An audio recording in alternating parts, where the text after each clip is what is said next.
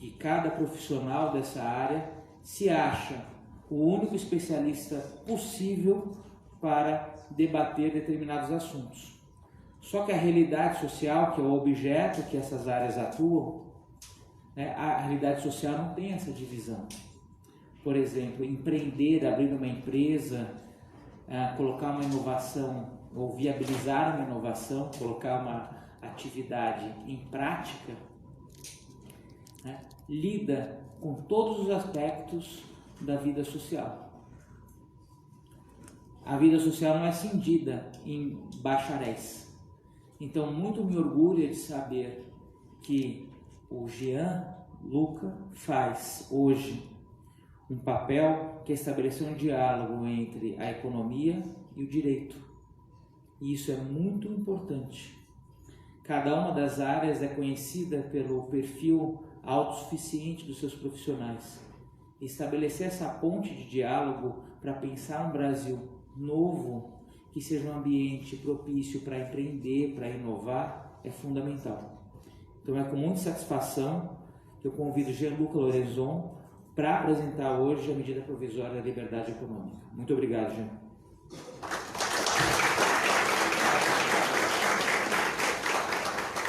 Obrigado, gente. Eu vou falar aqui diretamente do púlpito, espero que não atrapalhe. Primeiro, eu estou muito honrado com as palavras, obrigado. Eu acho que eu sou basicamente... tento muito colaborar e estou muito feliz que vocês estão me recebendo aqui. Me sinto realmente honrado do fundo do coração. O que eu gostaria de pontuar... Eu tinha me esquecido como era morar em São Paulo, né? Porque eu morei por anos aqui, até janeiro desse ano, quando eu aceitei o convite para ir para o governo. E agora eu estava travado na Consolação por 15 minutos. E parece que você perde a noção de quanto tempo antes de um compromisso você precisa sair, né? E eu passei só alguns poucos meses fora de São Paulo. Mas enfim... Qual que é o meu objetivo aqui hoje, pessoal? O meu objetivo é... Você sabe que o governo tem uma série de medidas, muitas delas quebram uma série de paradigmas, e a gente acredita que a medida provisória de liberdade econômica, da forma como a gente pensou, ela também inaugura uma série de novas disposições que a gente não conhecia anteriormente, né? Ou pelo menos são estranhas no ambiente jurídico. Então, meu objetivo é falar um pouquinho para vocês dos principais pontos dela, contar o que está por trás, né? Porque ela não é um fim em si próprio, isso é muito importante. E depois escutar as perguntas de vocês, entender o que vocês gostariam de ouvir, falar. Então, eu vou falar muito rapidamente, 20, 30 minutos no máximo. Me perdoem se eu fazer algum desabafo de Brasília, às vezes acaba saindo. Mas a gente tenta na medida do possível. Combinado? Só para eu entender aqui, a maioria de direito, economia, tem alguém de outras áreas? Contabilidade, o pessoal lá lutando contra o social, uma luta muito importante. E muito bom. Vamos lá então, pessoal. Rapidamente, para eu dar um overview, a gente não tirou a medida provisória da liberdade econômica do nada, né? Eu não acordei um dia e pensei assim, vamos tirar isso do nada, apesar de algumas críticas terem vindo nesse sentido. O que a gente fez, né? A gente chegou nos primeiros 100 dias do governo, a gente viu que tem uma coisa seriamente errada com a economia que está além das políticas macroeconômicas. Porque você olha ali o problema macroeconômico da reforma da Previdência, você sabe que você precisa de um certo gatilho, você precisa dar uma segurança fiscal para as pessoas investirem no Brasil, mas não é só isso, né? A gente tem problemas microeconômicos muito grandes, muito fortes. E a menos que a gente resolva esses problemas microeconômicos, a gente não vai conseguir desatar a economia. Qual que é o nosso pensamento, cara? A gente precisa reduzir problemas microeconômicos no final da cadeia, para o pequeno, certo? Porque para o grande tem um grande escritório de advocacia que consegue garantir a melhor jurisprudência do STJ à sua disposição. Então, para ele, realmente não tem urgência em você positivar a jurisprudência do STJ na lei. O grande tem um excelente escritório de despachantes que eles dão conta das licenças, autorizações, obrigações acessórias, tudo que vocês pensarem. O pequeno não. O pequeno não tem lobby, o pequeno não tem representação em Brasília. Então, é exatamente esse tipo de coisa que a gente tinha em mente, né? A gente fez uma análise empírica, a gente foi atrás de grandes estudos para entender o que afeta o ritmo de crescimento. E liberdade econômica é um fator que altera o ritmo de crescimento, não só o nível, mas o ritmo em si, que é o que a gente precisa agora, porque a gente não pode continuar crescendo 1% ao ano, né?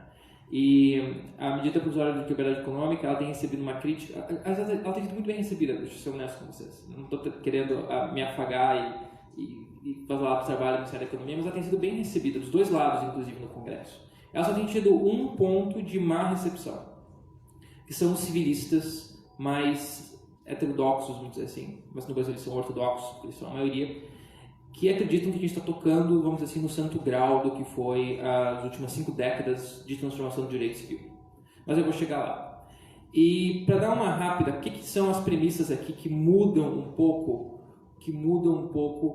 o que a gente havia feito, fazia antigamente na lei em relação a esses temas que a liberdade econômica toca, né?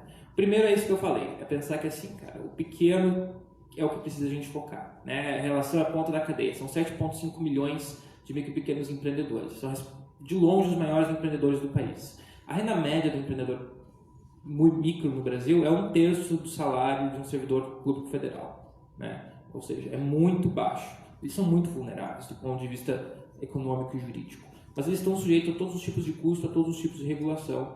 A gente precisa começar a fazer alguma coisa. O segundo ponto que muda muito, que a gente está fazendo, é o foco do Estado nas situações de risco. Eu sou de Santa Maria, a minha colega de faculdade de Santa Maria está ali, André, faz um tempo que eu não vejo ela, e eu morava do lado da Botkiss quando aconteceu o incêndio, né? E naquela época o TJ abriu uma vaga para cuidar do caso, eu acabei ficando em primeiro lugar no concurso e cuidei do caso nos primeiros 6 meses, na primeira vara crime, e uma coisa que ficou muito clara para mim é que você não podia olhar a licença de incêndio de uma boate igual você olha de um chaveiro. E hoje no Brasil essa é a regra, né? Todos os empreendimentos precisam de uma licença de funcionamento igual, uma alvará de funcionamento igual. Todos os locais funcionam com o mesmo tipo de licença ambiental ou licença de bombeiros. Isso não faz nenhum sentido. Isso não pode fazer sentido. Você precisa fazer uma diferença entre baixo, médio e alto risco. O mundo inteiro já faz isso, se chama matriz de risco. Não é nenhuma novidade, né? Então tem esse espírito por trás, né? E eu vou explicar depois como até a minha experiência em Santa Maria acabou ajudando a fazer algumas coisas dentro da medida provisória. E por último, vocês têm o ministro da Economia, que pela primeira vez, o ministro de Estado, que olha... Aliás, falando de Santa Maria, a gente tem mais uma graduanda de Santa Maria, que é a professora Mariana, que também é professora do Mackenzie. Então, a gente se espalha pelo mundo inteiro, né? Então, estamos aqui, pessoal, nos aguentem. E o segundo e o terceiro ponto é que a gente tem pela primeira vez o ministro de Estado que fala que a gente precisa retornar a ser um país federalista de fato, porque nós somos de direito, a gente não é de fato. Todos os recursos estão concentrados na União, né? Isso precisa mudar, isso está nos planos do Ministério da Economia. Uma coisa que não está nos planos do Ministério da Economia, que eu saiba, porque não é nossa competência como Ministério da Economia, é desfazer o que Vargas fez quando ele acabou de fato com a federação, quando ele subiu toda a legislação a nível federal. Imagine que até 1930, cada estado tinha até o seu próprio Código de Processo Civil, né? Hoje, você tem toda a legislação concentrada na União e uma lei que rege um contrato de negócios entre 2 empresários da Serra Gaúcha é o mesmo que rege entre 2 empresários do interior do sertão, no Piauí. Isso não faz sentido. Isso não faz qualquer tipo de sentido. Mas essa é a regra, né? Então, assim, a gente teve isso muito em mente ao colocar isso. Aí, para o pessoal do direito, qual que é a natureza da norma, né? É uma norma geral de direito público, competência da União para editar. Por isso que vocês podem ter uma surpresa. Pera, que história é essa da União estar legislando sobre horário de funcionamento, né? Por quê? Porque normalmente o direito econômico ele é muito legislado por estados e municípios. Você praticamente não tem um grande corpo ou estatuto legal de direito econômico a nível federal, né? Pensa nos grandes valores constitucionais, a valorização do trabalho, o direito do consumidor, a defesa da concorrência, todos eles têm um grande instituto, um grande código. A livre iniciativa nunca teve, e isso incomoda muita gente. E é a primeira vez que se tem um estatuto com o objetivo de defender a livre iniciativa, que está no artigo 1º da Constituição. A CLT está lá desde os anos 30 e a livre iniciativa nunca teve. E isso não teria sido um problema tão grande se nossa tradição histórica do Brasil não fosse uma tradição anti-empresarial e pró-economia de Estado, né? Então agora a gente precisa começar a reverter isso. E no ramo privado, direito, norma geral de direito civil e empresarial. Bom, vamos lá então, pessoal. Eu vou falar rapidinho das 10 medidas, 30 segundos cada. E daí a gente pode passar para para as questões um pouquinho mais polêmicas também, bem rapidinho, e depois a gente pode fazer perguntas. De longe essa é o maior impacto microeconômico no curto prazo. O que vai acontecer aqui? No dia em que o CGSIM, que é um comitê que tem representantes de estados, municípios, bombeiros, tem representantes de todo mundo, editar uma norma definindo atividades de baixo risco, que deve sair nas próximas semanas, milhões de alvarás e licenças no Brasil vão se tornar ilegais. No mesmo momento, elas vão se tornar ilegais. Por quê? A gente positivou como uma norma geral de direito econômico que atividades de baixo risco não podem ter atos públicos de liberação. Isso inclui cadastros, registros, taxas de alvará. Você sabe que em Fortaleza eles colocaram que todo alvará vence em 1 ano. E você precisa renovar o alvará todo ano. Sem noção do inferno que isso é. Então, o que a gente faz de fato aqui? Porque a gente não pode ter uma norma específica de direito econômico. Né? Então, a gente vai dar uma lista sugeri, mas a autonomia fica aos municípios. Para que, se eles quiserem definir uma outra lista de baixo risco, eles vão fazer. Só que até eles fazerem, vale a nacional. Certo? Então, eles vão estar com uma pressão atrás da orelha para definirem logo. O que a gente força eles a fazerem?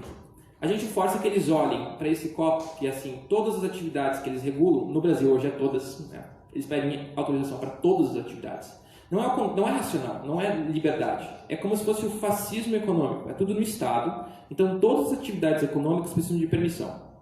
Agora a gente está dando o primeiro passo, porque isso não é uma revolução. Né? Como o ministro Guedes fala, liberais não acreditam em revolução, eles acreditam em evolução. Então a gente vai aos poucos. Você vai ter que olhar todas as atividades econômicas que você faz e você vai ter que selecionar uma gordura embaixo, que a gente chama de baixo risco, e falar, isso aqui eu não vou olhar. É a primeira vez na história recente do Estado brasileiro que o Estado dá um passo para trás em coisas que ele se propõe a fazer. Por quê?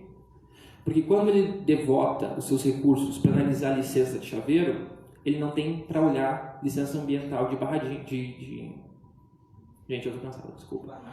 De barragens em Brumadinho. Mariana, né? Ele não tem, os bombeiros não conseguem se dedicar às licenças de incêndio de uma maneira relevante. E é isso que acontece.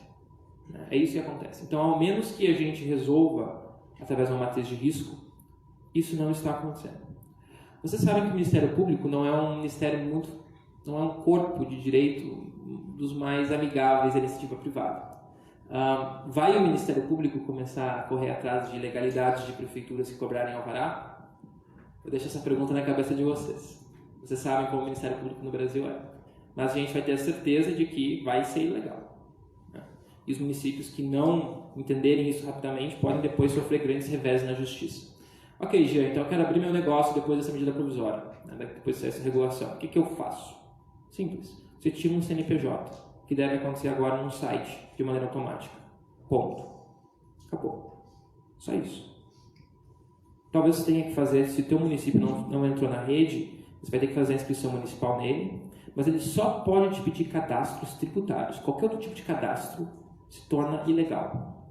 Você não sabe qual é o efeito disso? Isso quer dizer, porque você sabe que a gente está tirando o alvará. Você continua sujeito à fiscalização, certo? O órgão sanitário da prefeitura continua podendo ir lá, vendo o que acontece. A gente só tirou o cadastro inicial, o alvará inicial, porque já era automático nesses casos.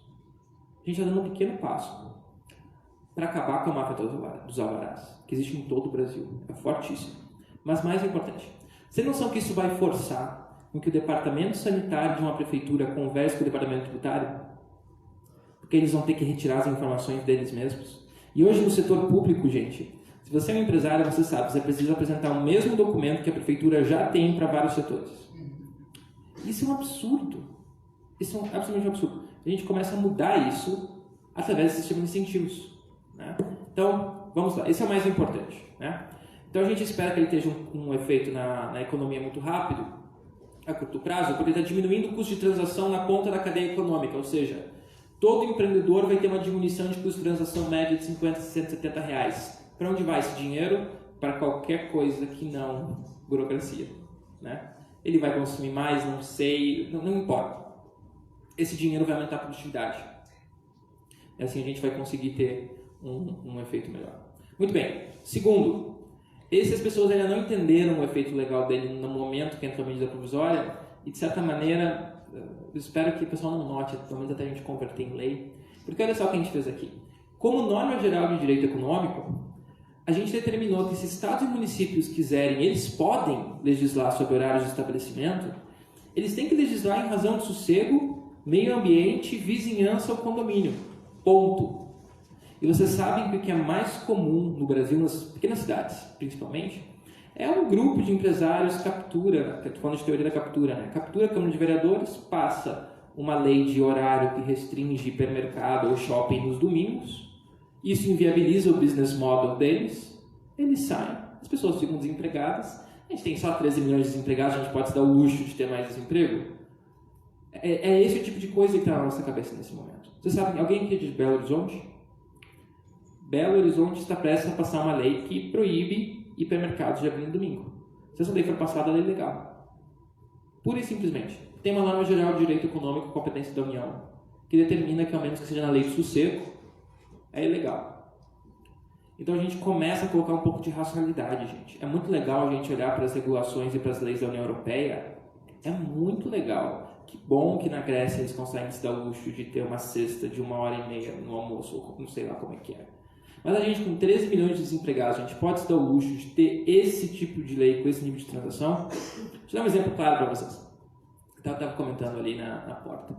Olha só, com a nova regulação da União Europeia, que foi copiada e colada no Brasil na Lei de Proteção de Dados, porque a gente pensou, a gente merece melhor. Né? Não vou analisar o que eu consigo adaptar à economia brasileira. Não, a gente merece melhor. Se a União Europeia está fazendo isso, quem somos nós para não fazer a mesma coisa que a União Europeia?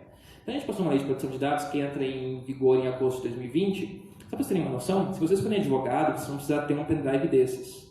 Porque toda petição tem dados considerados sensíveis. O nome do teu cliente, talvez o endereço dele. E qual que é a consequência disso? Esse pendrive custa $150, criptografado. Agora, qual a chance que vocês acham que o governo federal vai comprar só pendrives desse custo? Vocês acham? Eu tenho esse pendrive porque eu trabalhava numa empresa que já estava sujeito à regulação da União Europeia, era uma firma que a gente tinha que cumprir. Vocês realmente acham que isso vai acontecer? Sabendo que se vocês são advogados por petição inicial, vocês não vão mais poder mandar uma petição de um e-mail para o outro.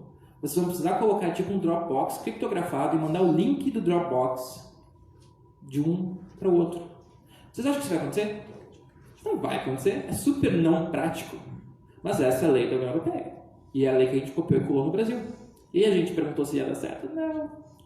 A gente não perguntou. A gente não pergunta.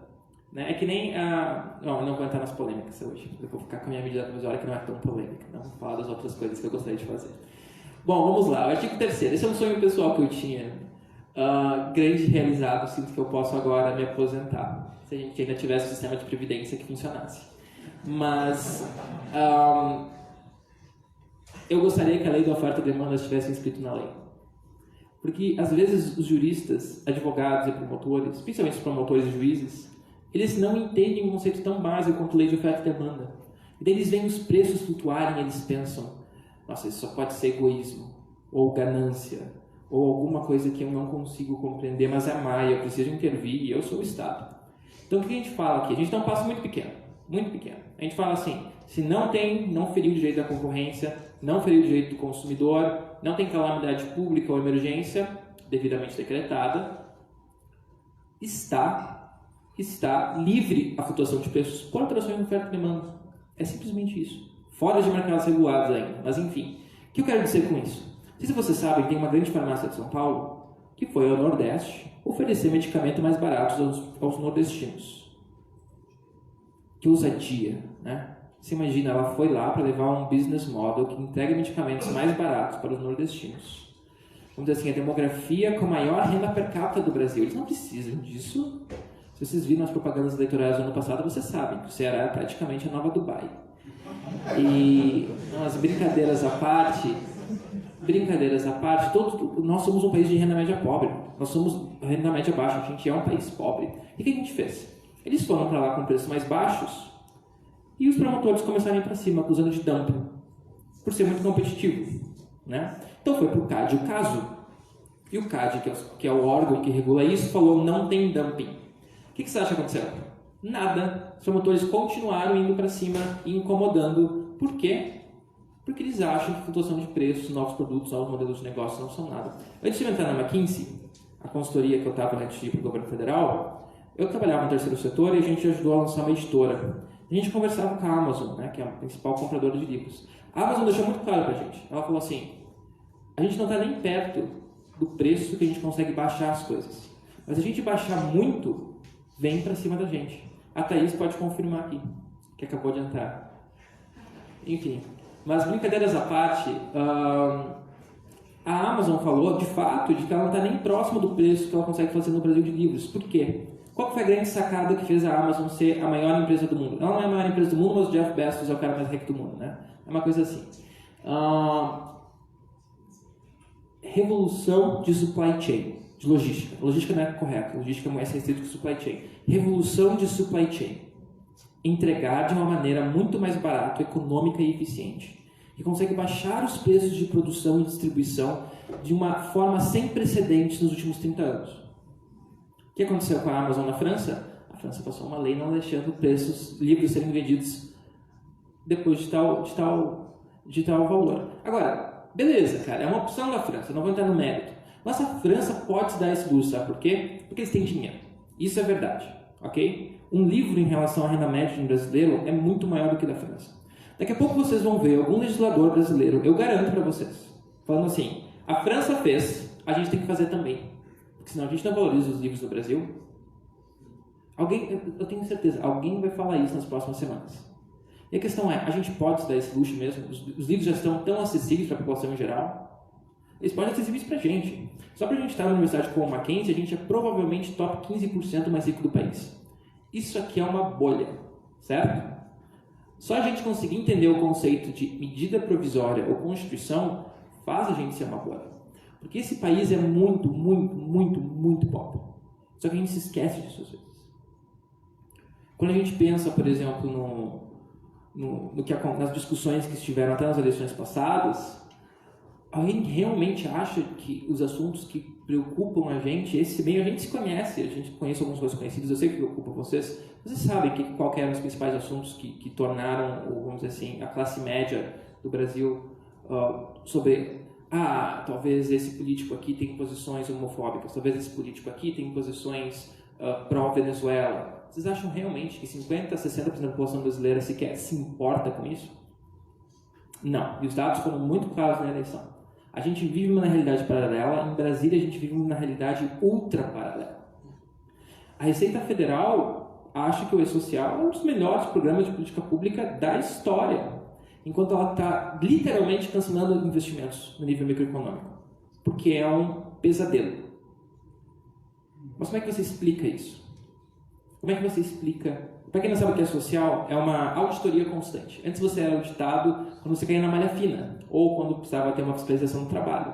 Agora você precisa ser auditado mensalmente na frente do seu computador, todo mês, sujeito a multas sem tamanho, e se você preencher alguma coisa errada, você não consegue voltar atrás.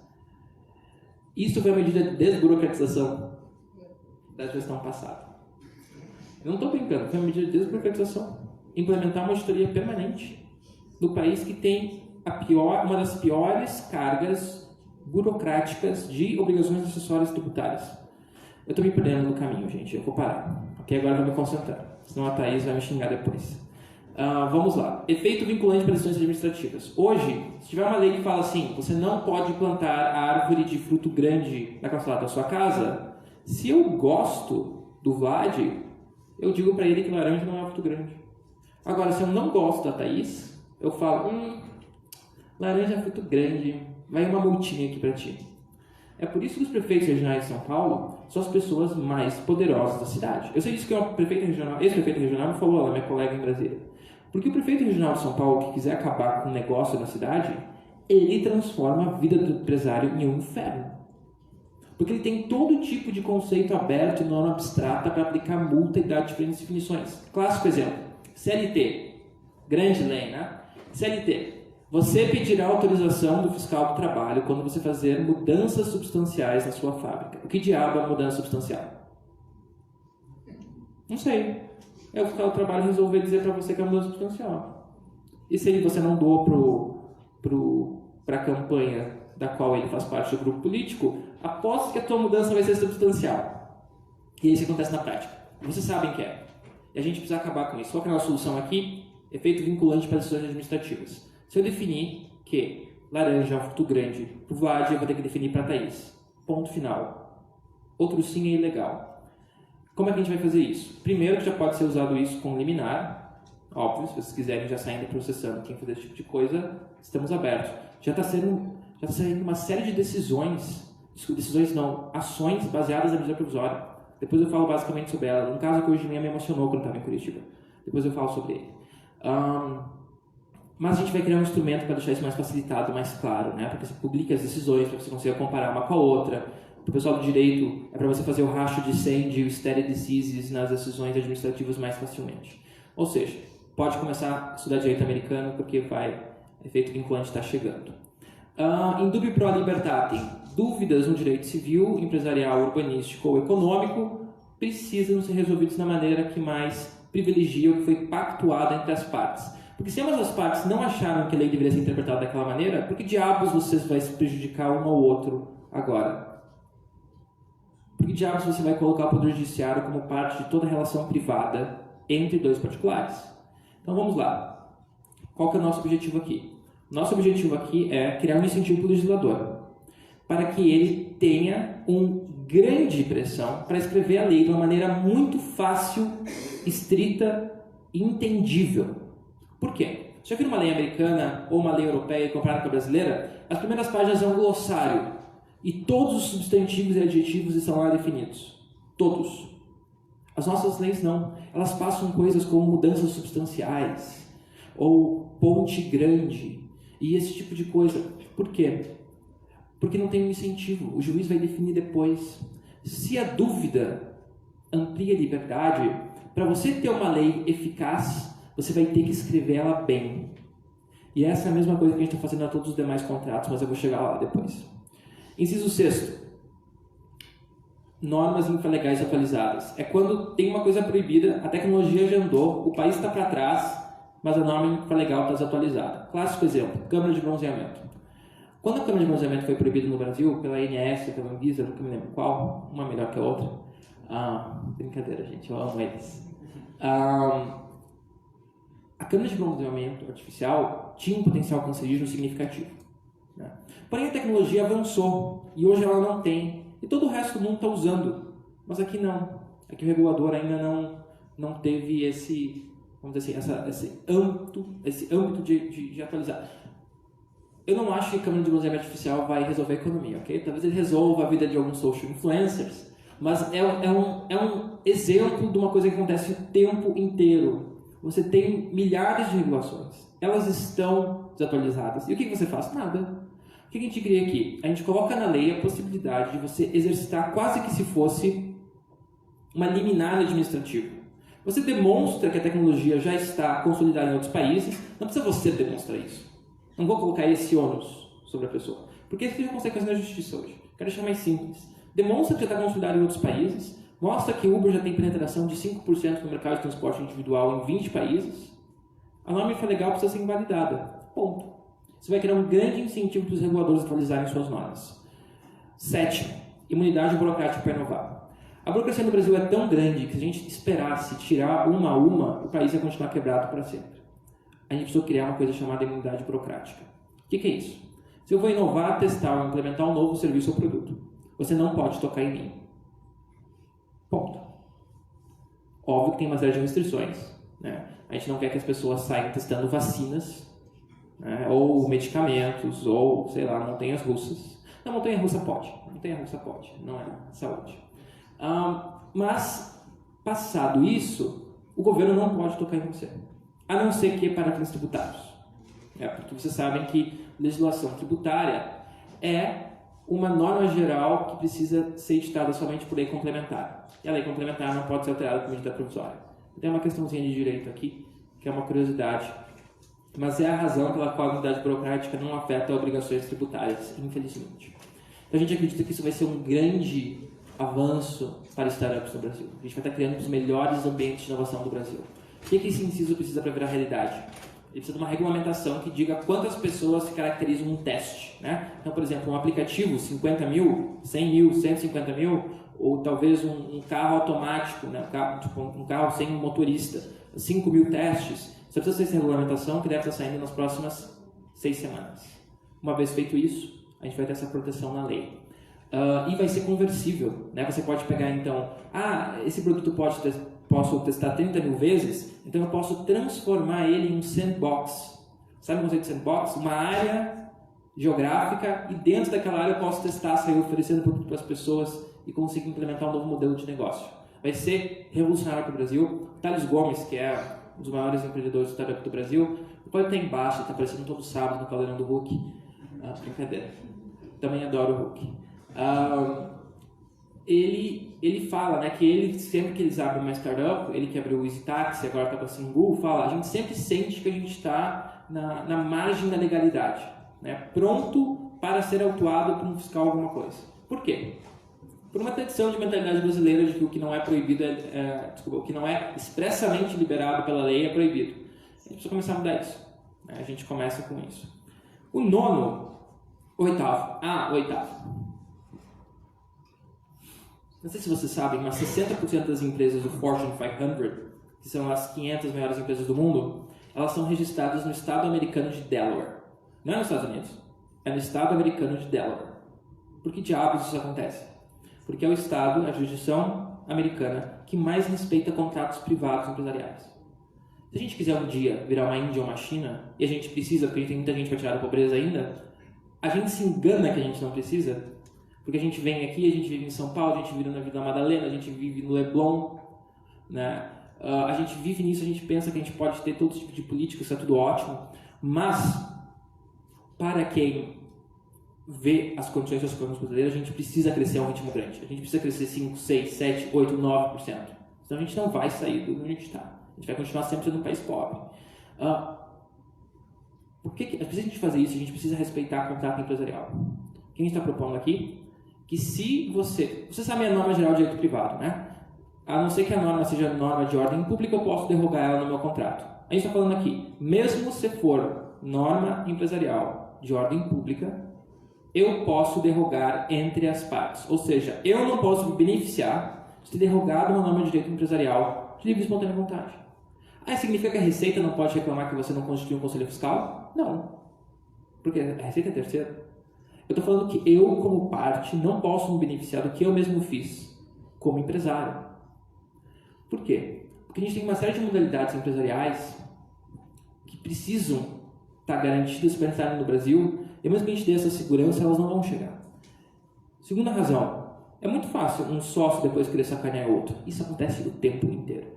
Ok? Você dispõe de uma forma, você fala que o teu conselho fiscal vai ser reunido de 15 em 15 dias, a lei falava que deveria ser de 30 em 30 por alguma razão, aí você vai lá e fala, não, agora eu vou te processar porque eu tenho um dano aqui, isso é ilegal. Beleza. O juiz faz a festa. Você sabe que os juízes brasileiros adoram. Aliás, isso aqui também não é para grandes e megas empresas, porque elas são protegidas na arbitragem. Vocês acham que o Itaú, ou o Bradesco, ou sei lá, eles estão protegidos na arbitragem? Isso aqui é para o pequeno, é para o médio, que tem o seu contrato empresarial passado a limpo por um juiz intervencionista. Ele é quem quer investir no Brasil. Não sei se vocês sabem, mas no Brasil começou uma nova moda agora. Estão interpretando contratos de franquia sob a ótica do CDC. Como se o franqueado fosse vulnerável como um consumidor frente ao fornecedor. Agora me diz uma coisa, como vocês, vamos dizer que vocês são uma grande rede mundial de fast food, como que vocês vão abrir franquias no Brasil sabendo disso? Que qualquer coisa vão desconstituir a tua personalidade jurídica, vão limpar todos os teus fundos no Brasil, sendo que você fez tudo de boa fé com os melhores advogados que você podia ter contratado. É isso que está começando a acontecer. Não existe um respeito ao empresário juridicamente no Brasil. Isso tem efeitos. Isso tem sérios efeitos. Porque a gente não tem capital para sair da pobreza sozinho. Né? E, enfim, a gente chega lá. Inciso 9. Você vai precisar receber um prazo a partir de agora, depois de 30 de junho, você vai ter que receber um prazo. Passado o prazo sem resposta da prefeitura, do estado, de quem seja, está aprovado tacitamente o teu pedido. Vocês sabem como isso é um inferno. Simples e fácil, recomendação do CDE, todo mundo já faz, só no Brasil vai ser polêmico, eu acho, porque tudo no Brasil é polêmico. Mas a gente está dando o passo que a gente já deveria ter dado há um bom tempo. E por último, o último direito é digitalizar como se fosse físico o documento. Ou seja, onde lê-se na lei que o documento precisa ser físico, lê-se digital. Você sabe que FGTS precisa ser guardado em papel por 30 anos? Agora, me digam, que papel vocês acham que sobra depois dos 30? Nada, mas serve para você gastar com aluguel, altíssimos custos e etc. Gente, precisa acabar com isso. Não faz qualquer sentido. Você não consegue cruzar informações, você não consegue achar fraude, gera custo para todo mundo. E pior, até os cartórios estão mostrando essa. Você tem noção que é você fazer uma lei de desburocratização que os cartórios gostem? É uma coisa tipo, sem precedentes no Brasil. Sabe por quê? Por que os cartórios já fizeram? Eles não conseguem guardar aquela papelada e colocar gente para procurar ela. Eles digitalizam tudo. E se você vai no cartório pedir uma certidão, eles têm todo o database deles digital. Eles tiram os dados digitais e te entregam. Mas eles são forçados por lei a manter aqueles arquivos custando milhares de reais em aluguel. Pensando na economia como um todo, várias relações microeconômicas, a gente está falando nas casas dos milhões a quase bilhões. Agora a gente vai acabar com esses custos. Não faz sentido, gente. Eu sei que parece óbvio, mas se a gente não fizesse isso assim, não seria. Bom, eu acho que era isso antes de... e para acabar, deixa eu só colocar as últimas questões. Contar uma história de hoje de manhã. Eu fui fazer essa mesma palestra em Curitiba e vieram dois. Tem muita startup em Curitiba, por alguma razão, não sei qual.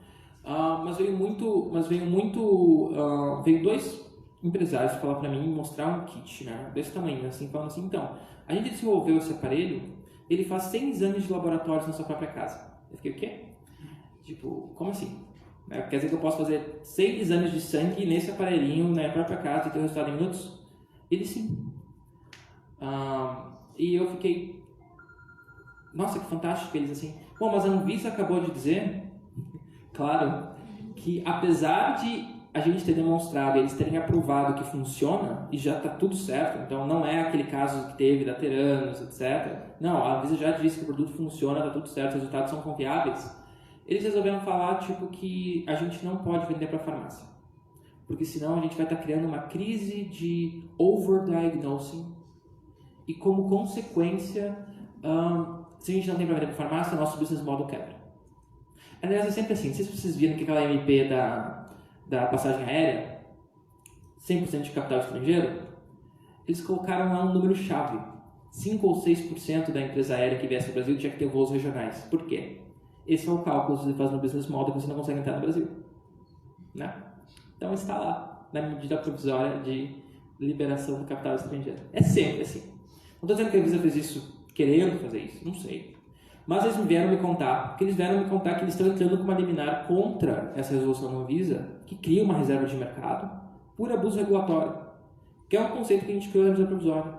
Falando, se você abusa do teu poder regulatório para criar reserva de mercado, demandar especificação técnica que não é necessária para o fim almejado, criar custo de transação desnecessário, você está cometendo abuso regulatório. Clássico exemplo, capacete no patinete em São Paulo. Não existe qualquer estudo que demonstre que é na cabeça que as pessoas batem, ou batem o suficiente para pedir para todo mundo usar um capacete.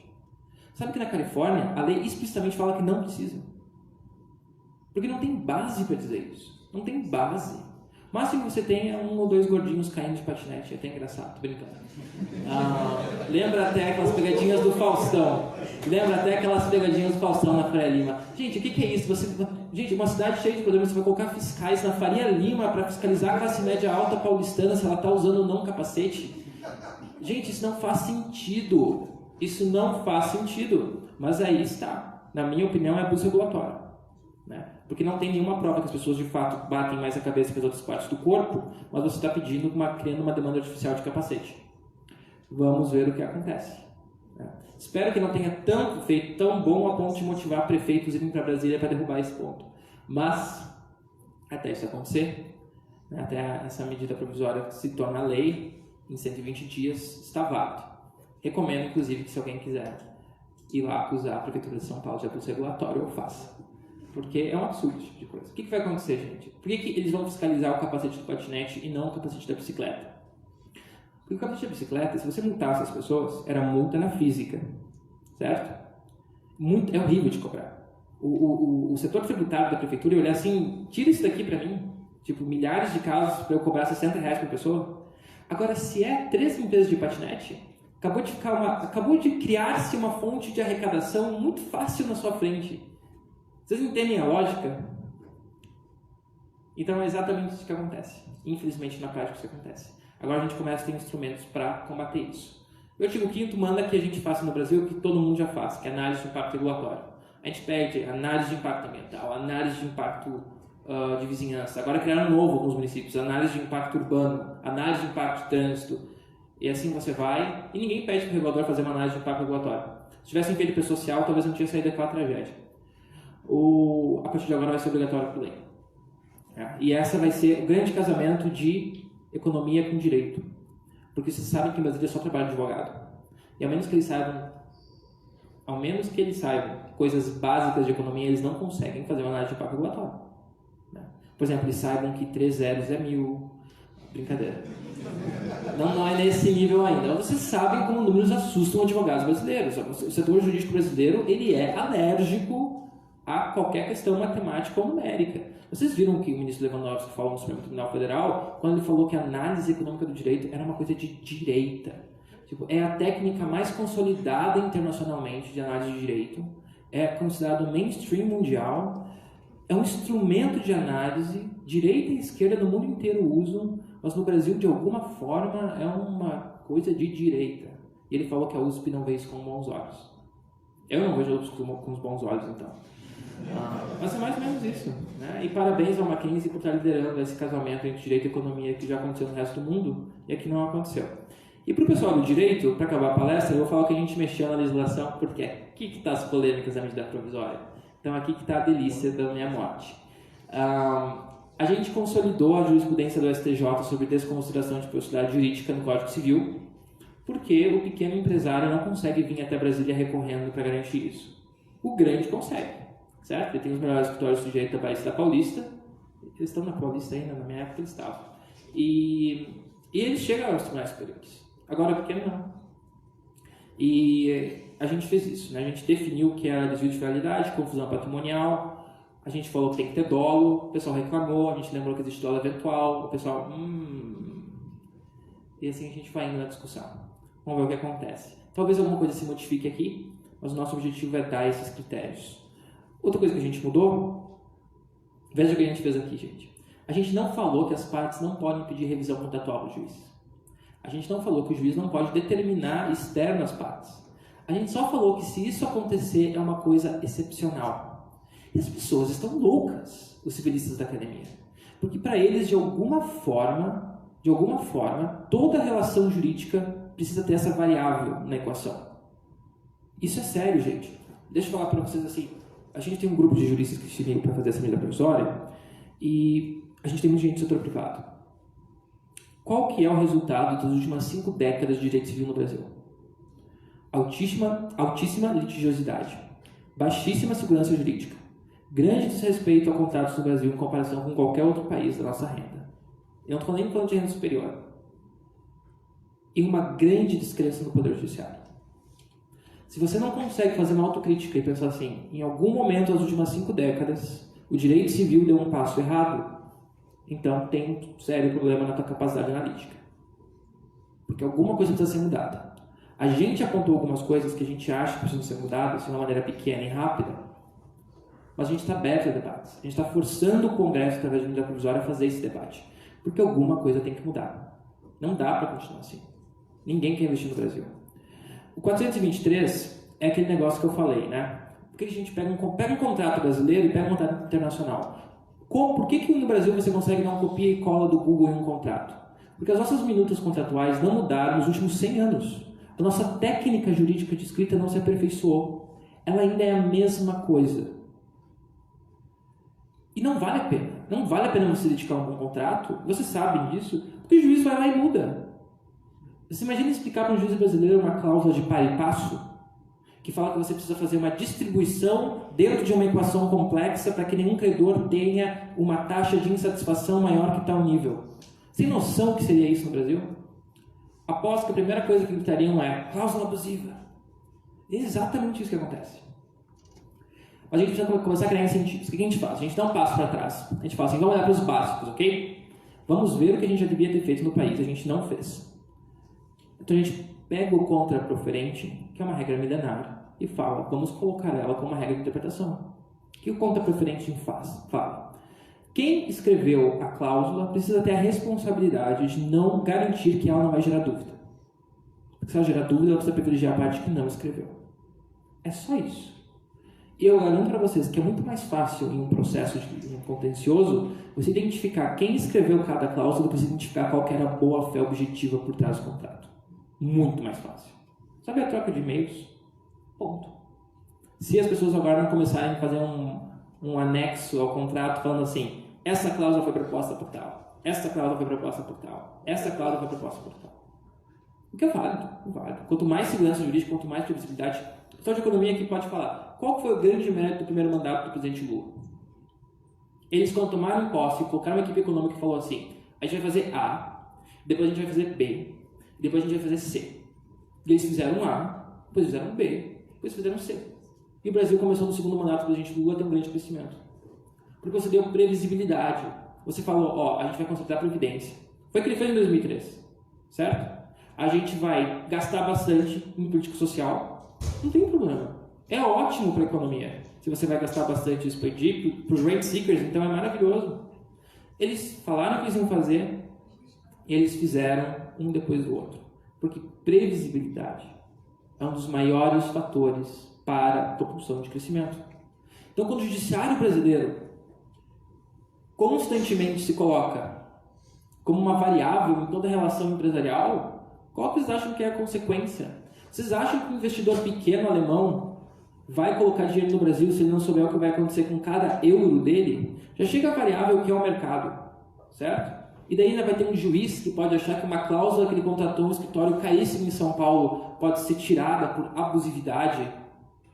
Gente, deixa eu falar uma coisa pra vocês. Se 2 escritórios de elite de São Paulo não conseguem escrever um contrato que um juiz não intervenha, tem alguma coisa seriamente errada com a prática de direito do país. Tem alguma coisa seriamente errada.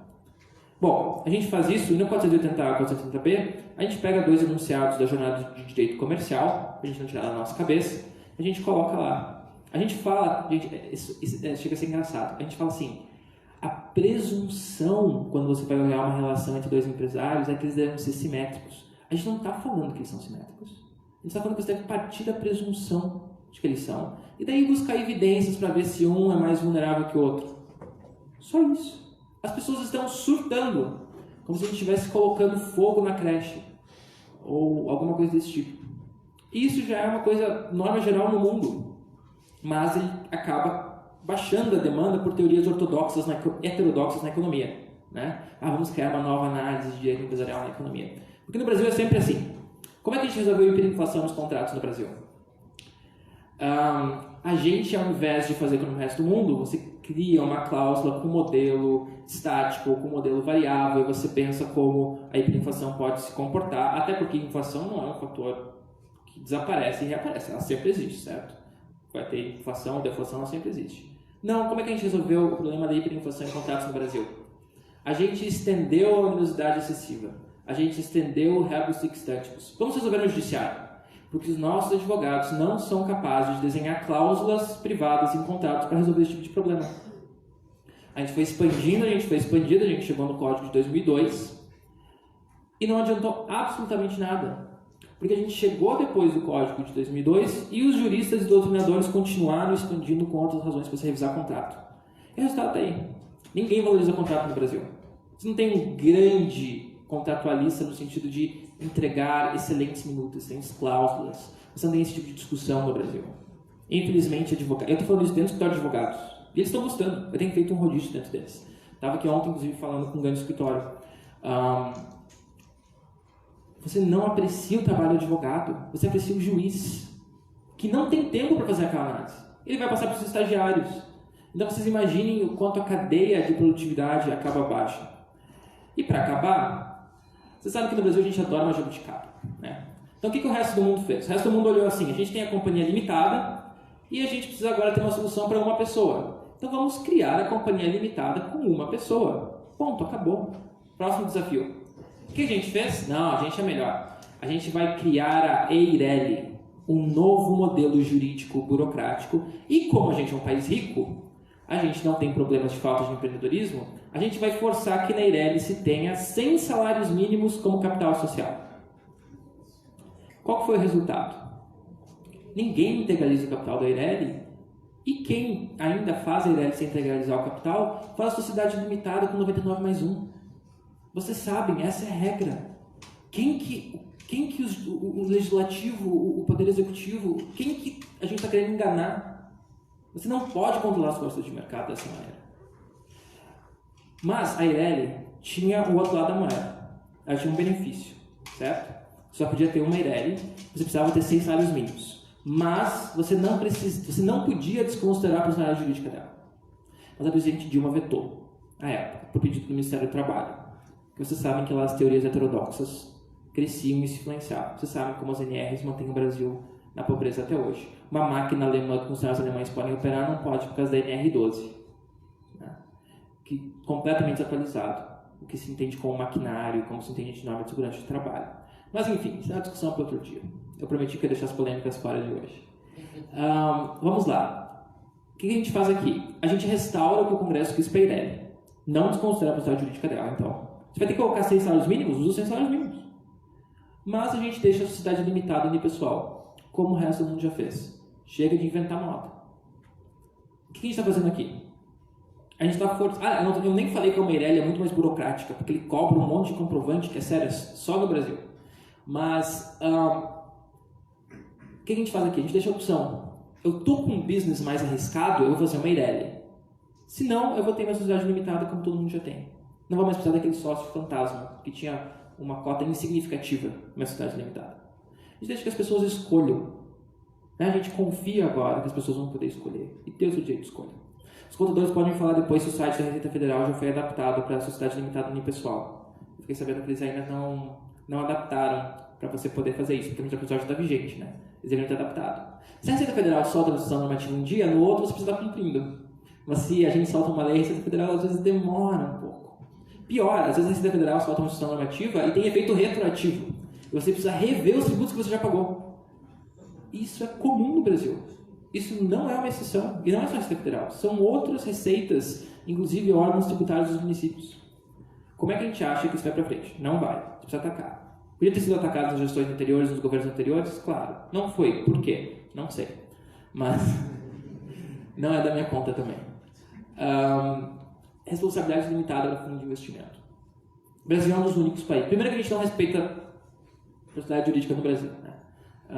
Gente, para vocês terem uma noção, personalidade jurídica é uma coisa tão séria no Brasil que nos Estados Unidos, se você ter confusão patrimonial, é considerado um crime federal seríssimo e você vai para a cadeia.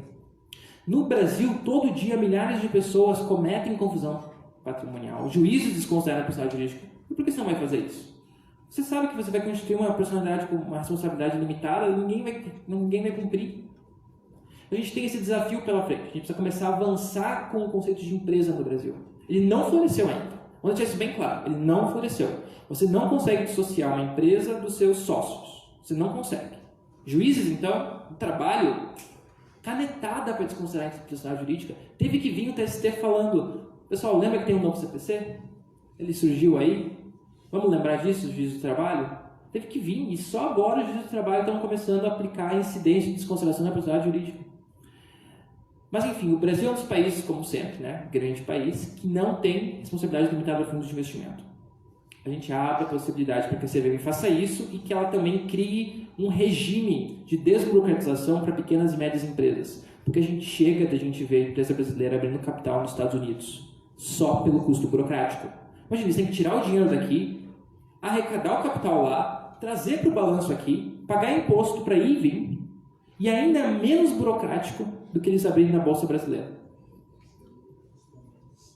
E essa é a regra. Isso precisa acabar. A gente deixa que o regulador faça isso, porque na teoria da captura, para o pessoal que estuda economia, você sabe que se você coloca a regulação numa lei, o preço de mexer nela é muito alto. Então as pessoas concentram os interesses na hora de mexer, e você tem uma lei como a lei das ECAs. Se você deixa o preço menor, a regulação é mais flexível, você consegue abrandar ela com o tempo. A agência ainda pode ser capturada? Pode.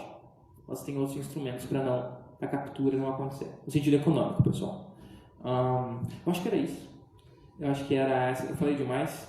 Eu fiz a introdução muito grande. Fiz, desculpa. Mas o meu objetivo era dar um overview do que estava por trás do nosso intento com essa medida provisória. O que diabos a gente estava pensando com ela. Como ela é um primeiro passo. Ela não é um passo em si próprio. Né? Ela é um gancho que a gente precisava na lei para fazer uma série de coisas depois pela regulamentação. E eu deixo óbvio meu e-mail aqui porque a gente está trabalhando muito próximo com a realidade. A gente acredita no Ministério da Economia hoje que a gente não pode mais ficar distante do que acontecia anteriormente na vida. Então, por exemplo, a gente não quisemos ficar distante, mas quanto mais interação a gente tiver, melhor. É por isso que agora eu estou rodando o país, quando eu consigo sair de Brasília, para a gente poder falar sobre ela, conversar, escutar as opiniões, trabalhar junto na comissão mista do Congresso que vai avaliar a minuta. Boas notícias, a minuta provisória foi muito bem recebida no Congresso por ambos os lados. Você teve emendas positivas de ambos os lados. Por exemplo, o senador Jacques Wagner, do PT, propôs excelentes emendas. O deputado federal Pompeu de Matos, do PDT, propôs excelentes emendas. Você tem, óbvio, as emendas excelentes da direita, com o Novo, com o PSL. Você tem emendas horríveis de ambos os lados. Mas isso sempre acontece. Pessoas que às vezes não entenderam, não leram com calma, porque prazo para colocar emendas, né? Não sei se vocês lembram do processo legislativo, é 5 dias depois de publicada a medida provisória. Mas acontece. Nós estamos aí para isso. E então, se vocês tiverem alguma pergunta agora, eu respondo. Vai ser meu prazer poder ter esse diálogo com vocês. Obrigado, pessoal.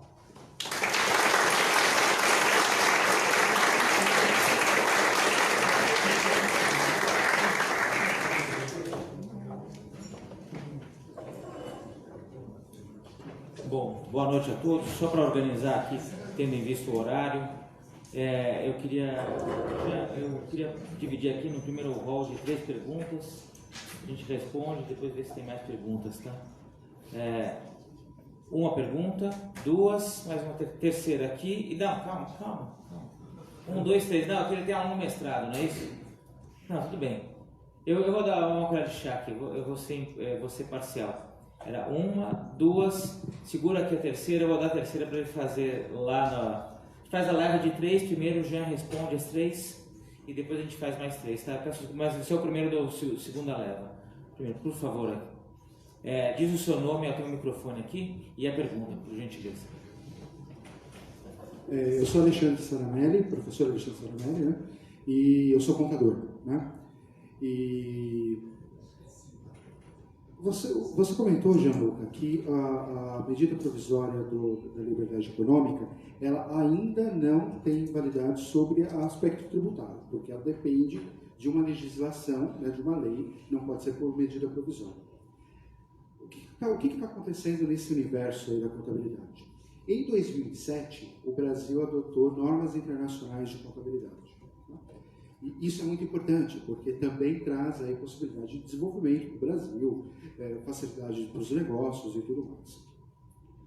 Porém, desde 2007, essa implantação das normas internacionais, no caso das pequenas e médias empresas, está patinando. Né? Então, o pessoal tem muita dificuldade para implantar as normas internacionais. Um dos maiores temores é quando vai um fiscal lá da Secretaria da Receita Federal e ele contesta quais foram as decisões do contador. Então ele fala o seguinte: olha, você fez aqui uma decisão de acordo com a norma internacional, mas eu quero que você faça, eu prefiro que você faça de acordo com a norma brasileira, né? Que a gente chama de brinca, né? De RFB-GAP, né? As normas contábeis da Receita Federal do Brasil. Né? Então, o que acontece? O contador ele fica com medo de aplicar as normas internacionais e, de repente, levar a multa. E quando leva a multa, é aquele tipo de multa assim, enorme. São 100 mil reais, 200 mil reais, que acaba inviabilizando a empresa. Como é que a gente resolve essa encrenca? Será que a gente consegue aí aprovar uma lei e tudo mais para também levar a liberdade econômica para a área tributária? Por exemplo, se você tem uma norma internacional que fala sobre um assunto, depreciação, por exemplo, eu posso depreciar um caminhão em 20 anos, digamos, mas a lei brasileira diz que é para depreciar em 5 anos. Eu posso usar a norma internacional sobre a norma brasileira? Como é que a gente resolve essa encrenca? Segunda pergunta, por favor. Nome e pergunta. Bom, boa noite. Primeiramente, parabéns pela palestra aí. Muito bom. Gianluca, a pergunta é o seguinte, perdão. Meu nome é Antônio Pavese, eu sou funcionário do Bradesco, sou bancário, estou aqui apreciando a entrevista de vocês. Gianluca, a minha dúvida é o seguinte, você citou a CVM no fim da sua entrevista e o que eu vejo é que há um excesso de burocracia em cima das empresas de capital aberto, como você citou agora há pouco, né? Teve o caso da Stone, que ela preferiu abrir capital na Bolsa de Nova York do que na Bolsa de São Paulo. E eu escuto rumores há algum tempo de algumas bolsas de valores do mundo querendo abrir um concorrente do Bovespa aqui no Brasil. Porém, elas esbarram muito na nossa burocracia da CVM, da questão da burocracia do antigo Ministério da Fazenda para o Ministério da Economia. A minha pergunta é se há alguma possibilidade de mudar esse excesso de burocracia e haver concorrência entre as bolsas de valores do Brasil. Terceira pergunta, por gentileza. Só o microfone está chegando, tá?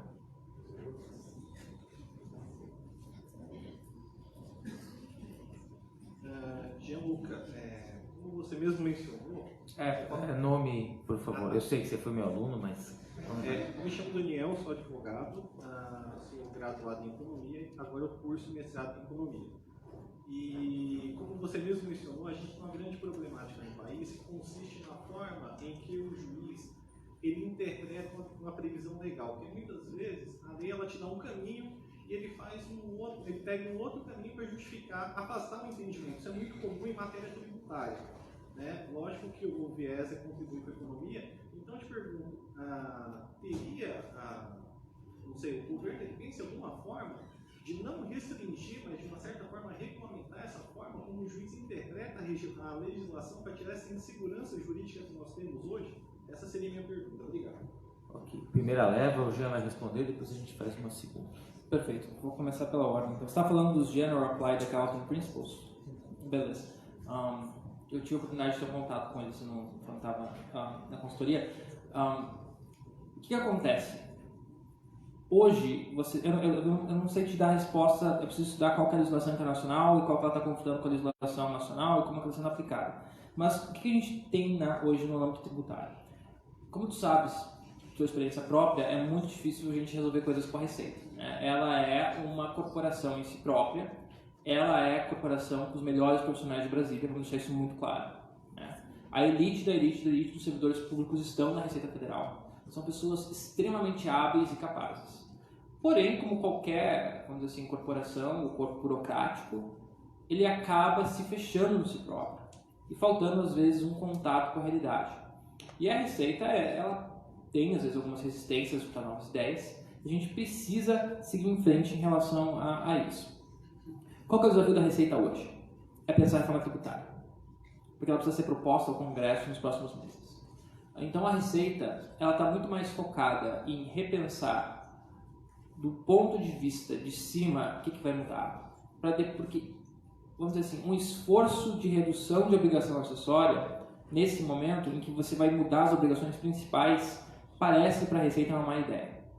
Então esse é o lado que está acontecendo dentro da Receita. Eu posso garantir para ti que eu escutei isso do alto setor deles. Do outro lado, a gente não está satisfeito com isso. Isso não é good enough para nós. Então a gente está pensando aí, a Receita deve fazer parte do revisaço, né, que a gente vai rever todo o estoque regulatório do Brasil em 2 anos. Ou seja, tudo vai ter um sunset clause, o que não foi renovado em 2 anos está revogado. A gente vai ter que rever para trazer para padrões internacionais. A gente vai trazer para padrões internacionais. Ou seja, você vai ter que ter você vai ter que ter definições no começo da lei dizendo esse substantivo é dessa maneira, esse adjetivo é dessa maneira. Se você tiver uma dúvida como o fiscal interpreta, é dessa forma que você resolve, é vinculante. Tudo isso vai ser mudado para começar a garantir essas discrepâncias e inseguranças. Agora, por alguma razão, isso não é uma preocupação que as pessoas tinham antes no governo federal. Clássico exemplo, a lei nova de lei de introdução ao direito brasileiro, a LINDB, vocês sabem, vocês conhecem nossos estudos sobre esse método de direito, ela foi trabalhada com grande apoio do governo federal e ela continua achando normal, não normal, ela fez um grande avanço já nesse sentido, mas ela continua trabalhando com a ideia de que não é absolutamente horrível existir normas abstratas.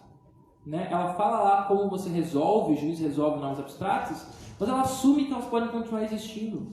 A gente olha para isso e fala, não, taca fogo. Né? Não pode ter norma abstrata. Gente. Norma abstrata é autoritarismo.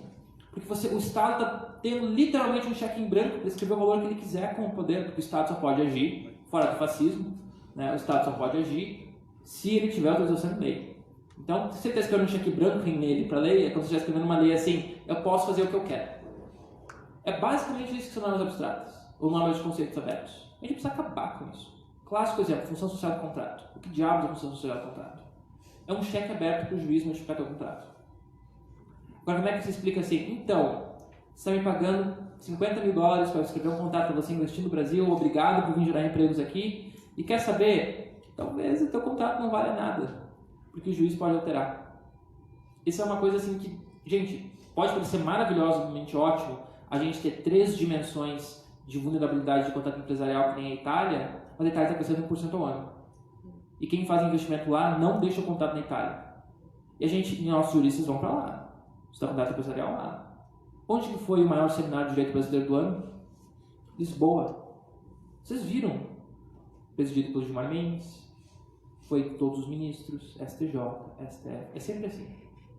Do direito europeu. Portugal é considerado o pior ambiente jurídico da União Europeia. E regulatório também. Isso é um consenso, eles admitem. E eles são muito na nossa frente. Muito. Mas a gente ainda vive nessa mentalidade europeia. Como se a gente pudesse possivelmente importar uma lei com altos custos de transação para um país pobre. E essa questão da lei de proteção de dados, que eu estava dando o exemplo do pendrive criptografado, é exatamente isso. É um copia e cola e vamos que vamos, porque brasileiro que se vire. Você tem 2 classes de brasileiros. Os que conseguem arcar com os custos de transação, que eu falo que é o Leblon, é a Vila Madalena, é o Alto de Pinheiro, somos nós, topo 10% da população, mas tem um Brasil que não pode fazer nada e ficar na ilegalidade. Né?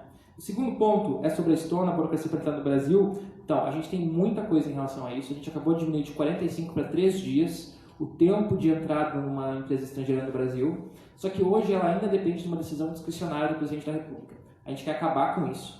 Ou seja, vai ser critérios, preencher os critérios automáticos, podem entrar no Brasil, chega disso, a gente não pode afastar a empresa, a gente tem que atrair a empresa, todos nós ganhamos com isso.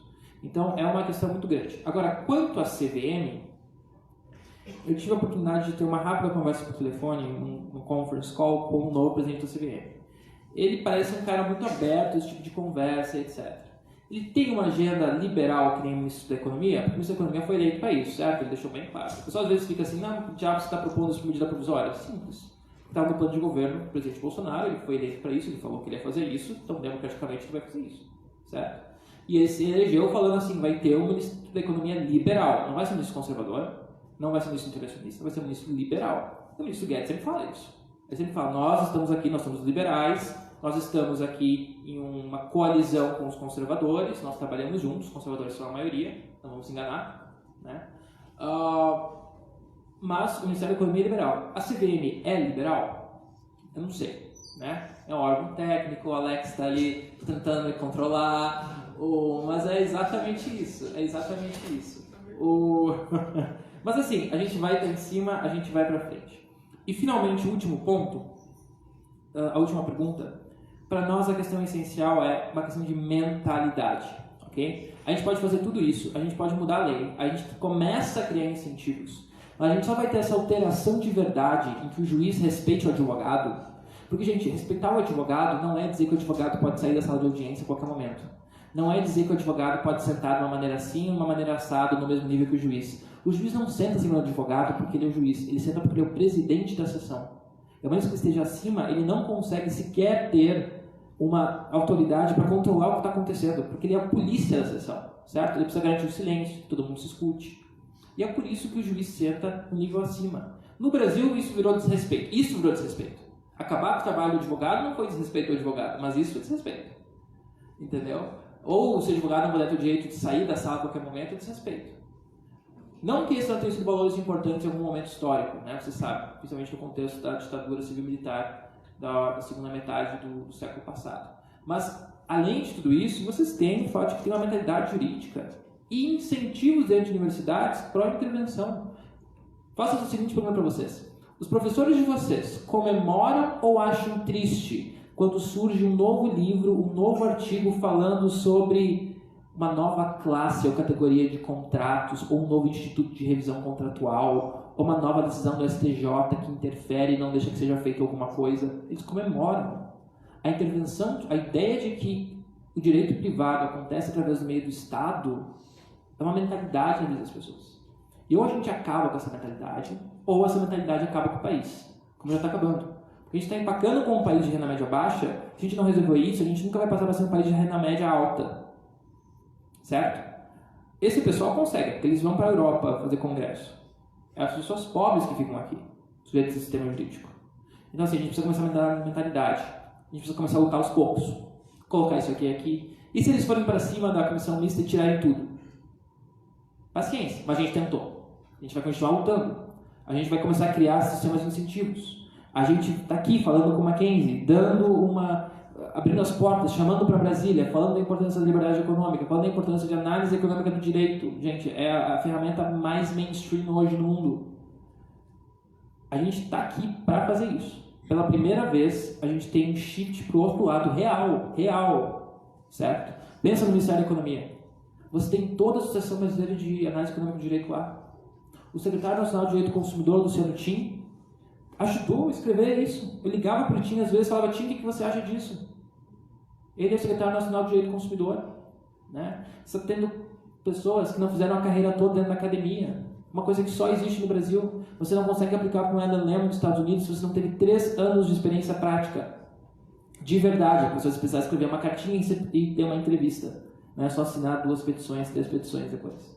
Então, assim, precisa mudar a mentalidade. Não vamos se enganar. Isso aqui não vai resolver, tudo, nem de perto. A crítica do Marcos Lisboa, eu encontrei ele quarta-feira no corredor, um pouco desconfortável.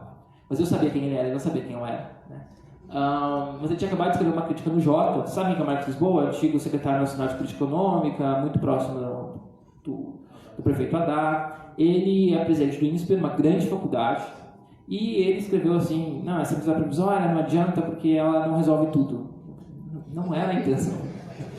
Não era a intenção. Estou dando pequenos passos. E é basicamente isso. Bom, vamos lá. As últimas 3 perguntas. Eu estou devendo uma aqui. Tem mais alguma pergunta? Alguém mais? 2, Alex. Última. 3 aqui. Perfeito.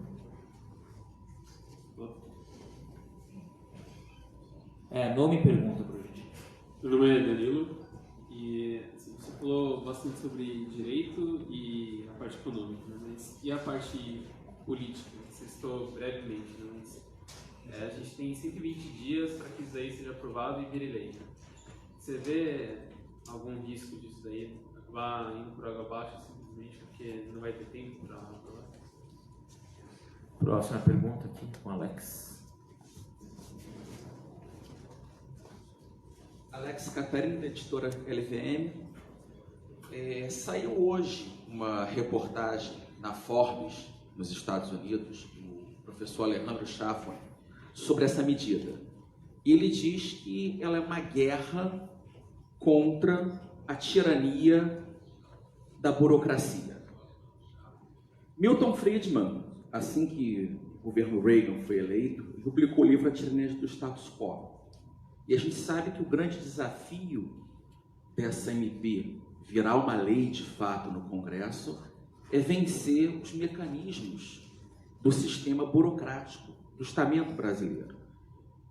E eu queria saber com você, Jean, o que uma instituição como Mackenzie, como a sociedade civil pode se mobilizar as empresas, porque não adianta, e o mal do brasileiro, de certo modo, é o comodismo, é esperar que o burocrata faça por ele. E nós temos aqui, eu acho que é uma coisa que o Schaffer ficou impressionado. Essa é uma lei que é talvez a lei mais forte que o Brasil já teve nos últimos 50 anos para destruir o Leviatã, para deixar que as pessoas mais pobres, principalmente, possam crescer com a economia livre. Como vocês no Ministério estão tentando conscientizar as pessoas para que tenha uma pressão da população para o Congresso e para o Senado para que essa lei seja aprovada? Porque essa é uma lei decisiva. Ela é talvez mais importante que a reforma da Previdência. Última pergunta, por favor. Boa noite, sou Diogo da Luz. Eu estou coordenando um trabalho com busca soluções para a prefeitura e tem 2 pontos que me preocupam. Eu só queria fazer um comentário. O CONTRAN, que regula o trânsito, já há décadas estabeleceu as regras para patinete e bicicleta. E o capacete para bicicleta não é obrigatório. Não é? Não é. No caso do Código Nacional de Trânsito. Exatamente. Infelizmente é o CONTRAN que regula, mas assim é. Bom, mas eu queria falar o seguinte, você propõe que a empresa possa trabalhar a qualquer hora. Acho ótimo, mas eu não vejo o que vai adiantar enquanto a gente tiver uma legislação trabalhista que não permita isso, encareça demais. Não sei se você consegue juntar as duas coisas. Outra que me preocupa muito e está no nosso plano de governo é estabelecer o máximo possível o princípio da declaração, sem dúvida. Mas tem casos onde você faz o pedido e a gente estabeleceu. Se a prefeitura não responder em 4 meses um pedido de construção, você teria automaticamente aprovado. Mas o risco aí é que vão deixar na gaveta por corrupção, talvez, e aí o que a gente fez para compensar é que toda a sociedade tem acesso a esse processo também, para que qualquer um possa fazer. Eu tenho receio de repente, isso aí impedir essa complementação. Excelente ponto. Eu vou começar de trás para frente, que eu acho que vai ser mais fácil.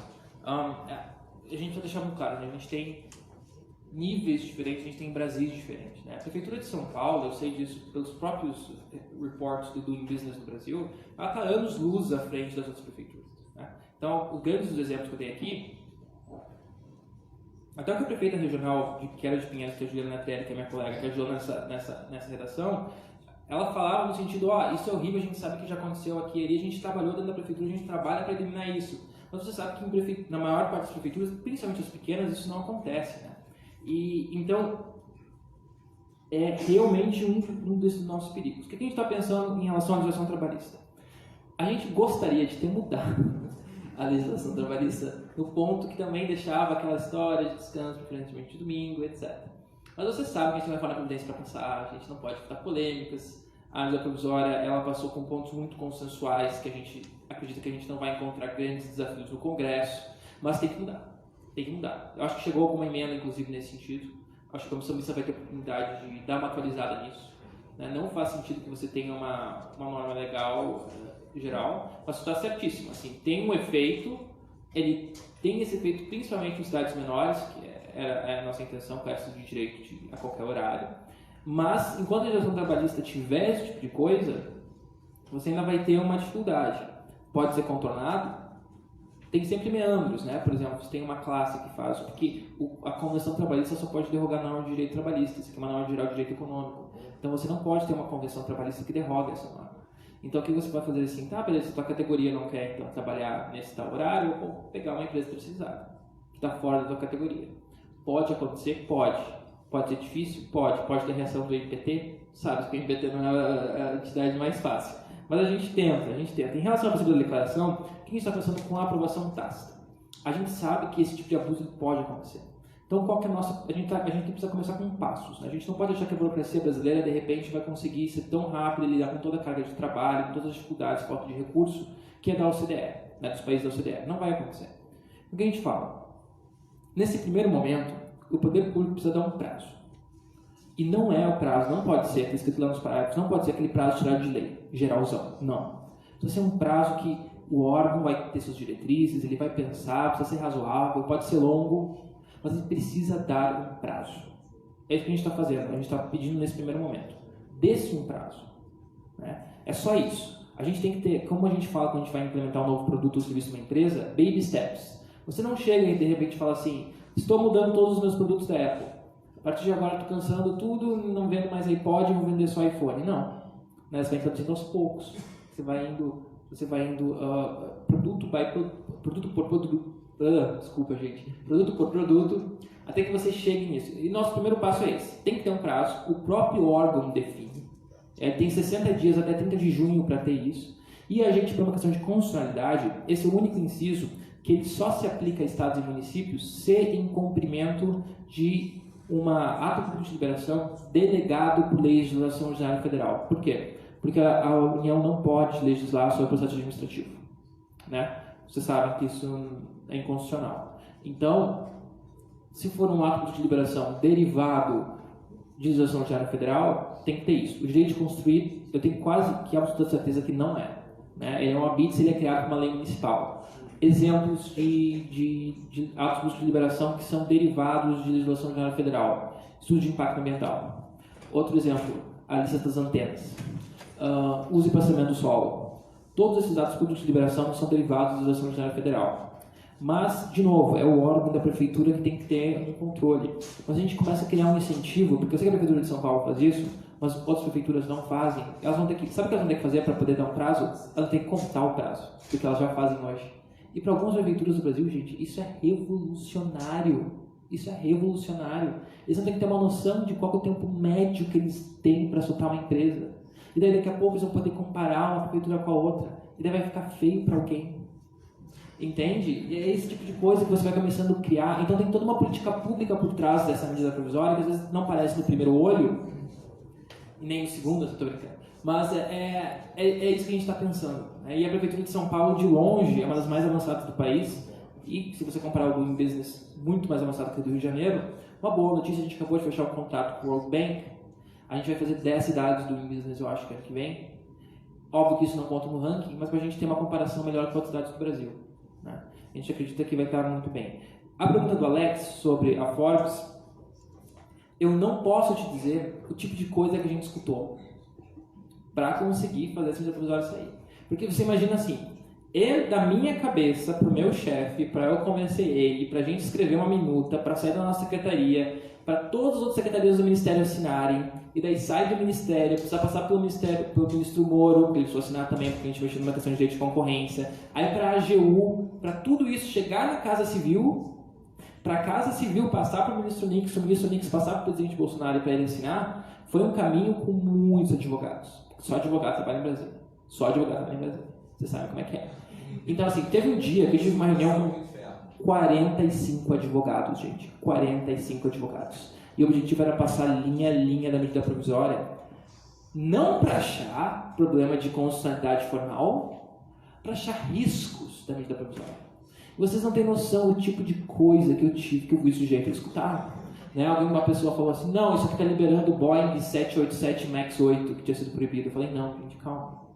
Não é uma regulação desatualizada, é uma coisa nova. Então, assim, mas a Anvisa proíbe que você faça sabão artesanal em casa. Isso vai fazer parecer... Não, gente, a Anvisa já falou que não é baixo risco, não vai fazer. Então, assim, tudo que vocês imaginarem de resistência, existe um medo na administração pública horrível de você liberar. E sabe por quê? E daí se conecta com o ponto aqui. Porque se tem um acidente amanhã e alguém não está usando capacete no patinete, a pessoa vai falar assim, tá vendo? A prefeitura não regulou. E vão culpar o prefeito. E tem essa mentalidade aqui. Então tem a mentalidade de que se você não proíbe a pessoa e ela se machuca, é como se eu tivesse que tratar todo mundo como uma criança. Só que você pensa assim, esse é o primeiro mandato em que a gente está revertendo isso 180 graus. Então, para os burocratas lá de dentro, é muito difícil entender isso. Muito difícil entender isso. E eles têm medo. E às vezes não é má fé, eles têm medo de liberar para as pessoas. Só que a gente tinha uma vantagem, né? Primeiros 100 dias do governo. Então a gente fala, esse aqui é um mandato popular, não sei o quê. A próxima vai ser mais difícil. A próxima vai ser mais difícil. Vocês pensem, se vocês acham que foi difícil a gente, na nossa secretaria, passar isso, pensem no antigo MDIC. Vocês lembram do antigo MDIC, o Ministério do Desenvolvimento dos Comércios? O que foi o MDIC nos últimos 50 anos? Eles foram o centro, a incubadora da política heterodoxa de intervenção na economia do Brasil. Eram os subsídios, eram as intervenções, eram as proteções a indústrias. E agora você pega o MDIC, você transforma numa secretaria do Ministério da Economia e você fala assim para o secretário especial Carlos Costa: secretário, você precisa ser responsável pela liberalização da economia brasileira. Vocês têm noção do que é isso? É falar assim, Unicamp, faça uma lei de liberdade econômica. É exatamente isso, gente. É exatamente isso. Sem exageros, é exatamente isso. Então, imagina o desafio que é lá dentro. Então tem a questão da mentalidade, tem a questão do rent seeking, né, que eu fiquei sabendo que a economia do Mackenzie ensina rent seeking, a professora Roberta ensina rent seeking para os alunos, o que deveria ser uma regra em todas as faculdades. Então, assim, a gente está dando pequenos passos nesse sentido, mas tem essa questão da dificuldade, vai ter a dificuldade. E o que eu falei para o Schaffer, que saiu na Forbes, é o seguinte: quando eu precisava, eu ligava para vocês, ligava para quem fosse e eu falava: fala com tal pessoa, esclarece que isso aqui não é o fim do mundo, manda uma mensagem para o ministro Nix, liga para o presidente. E se não tivesse toda essa batalha, não teria acontecido. A gente tem que deixar muito claro assim. E esse é o primeiro passo, né? E a mesma coisa a questão do porte de armas. As pessoas acharam assim: meu Deus do céu, a gente está dando porte, vai ter uma tragédia. O homicídio caiu. Né? O homicídio caiu. Gente, o que as pessoas acham que existia antes do Estatuto de Desarmamento? Alguém achava que a gente vivia num bang-bang? Porque agora eles falam, né? A gente vai virar um bang-bang com o porte da arma. A gente vivia num bang-bang antes? Não. Eu me sentia mais seguro naquela época. Eu sei que a minha cidade pequena era mais segura naquela época. Né? Não estou dizendo que foi por causa do Estatuto de Desarmamento que ela ficou menos insegura. Talvez. Você acabou de diminuir os incentivos, você sabe como assaltante que ninguém vai estar armado, ninguém vai responder na tua casa, você tem um preço menor, um risco menor de entrar numa casa. Cara, isso é análise econômica do direito básica. Mas, enfim, tem outras variáveis aí. Né? E, finalmente, a primeira pergunta que era sobre o aspecto político da medida provisória. Então, a gente daí chega nesse ponto final. A gente tem que fazer coisas muito consensuais. Né? A gente tem que fazer coisas muito consensuais para ela sair. Então ela foi muito bem recebida no Congresso, né? De ambos os lados. Ambos os lados. Foi o que eu estava falando, né? Você teve excelentes emendas do PT ao PSL. Então eu acho que a medida provisória não caduca, não tem chance de ela caducar. O próprio presidente falou, né? Ele acha que ninguém vai votar contra uma coisa dessas. Não tem despesa para a União. Aliás, você quer parar um projeto dentro do governo? Tem uma frase que é assim: isso vai gerar passivo para a União. Ponto. Trava tudo. A gente está com um déficit enorme, está faltando dinheiro, está fazendo contingenciamento na universidade. Aliás, o contingenciamento estava sendo feito desde 2014, né? Não vou entrar nesse tópico hoje. Mas você para tudo, porque você não pode ter. Então você tem uma medida provisória que não gera déficit para a União, nem para estados e municípios, que eu saiba. Talvez eles vão perder alguma taxa de alvará para atividades de baixo risco, mas eles podem definir eles mesmos o que é baixo risco, eles podem fazer um cálculo. Lembra da curva de Laffer? Né? Se você tem um aumento da economia, você tem um aumento de imposto que não necessariamente significa que você precisa manter a carga tributária elevada. Mas ela tende a ser muito bem recepcionada no Congresso. A questão é como ela vai sair. Né? Não é se ela vai sair, é como ela vai sair. E assim, a gente recebeu muita emenda boa, a gente recebeu muita emenda ruim, e a gente está 100% dedicado. Só falta eu dormir com um congressista agora, tô brincando. Não, mas a gente fica de sala em sala, a gente fala, a gente pede, a gente está garantindo uma pessoa para conseguir entrar na comissão mista, sabe? A gente teve já alguns bons nomes indicados por partidos. Então, assim, é esse trabalho de formiguinha, e a gente já sabe que tudo para no tribunal no Brasil. A gente já sabe. Então, a gente também está trabalhando nessa fronte. A gente montou um grupo de 50 juristas, que está preparando defesa, está preparando tese, está escrevendo no Migalhas, no Conjuro, no Jota, né? Que está entendendo, tentando ter contato com os ministros dos tribunais superiores. A gente está se aproximando, a gente está mostrando que não é isso, que não é aquilo. E você sabe que tem as duas melhores coisas desse governo é comunicação em relação com o Congresso, né? Você sabe. Então, mas deixa eu falar uma coisa para vocês. O fundo do coração não é tão ruim quanto parece. Porque quem olha nas notícias parece uma coisa horrível. Parece que, sei lá, só falta o Congresso atravessar a rua lá e bater na gente. Gente, não é assim. O Congresso adora, pelo menos nós, no Ministério da Economia, a gente está super bem com o Congresso, eles estão super bem com a gente, eles vêm, a gente vai, a gente recebe eles. Mas pensem assim, a reforma da Previdência é a peça que vai passar pelo Legislativo mais importante nos próximos 4 anos, certo? Então, análise econômica do direito e teoria dos jogos.